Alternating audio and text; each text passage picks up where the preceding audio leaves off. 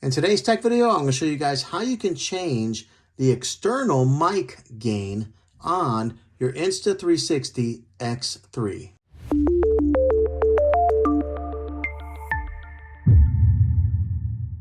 Okay, I'm going to show you guys how you can raise or lower the external mic gain on here, which will then take right here your speakers, and it'll help raise or lower the gain on here in case it's too quiet or it's too loud.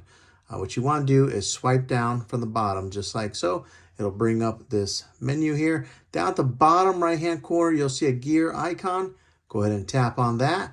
Brings up the settings, and now you're going to want to scroll. Okay, scroll right there, and then you'll see external mic gain. So what you do is you'll tap on that, and then right there are the gain settings to where you can take and raise it a few decibels by scrolling like that, or you can lower it.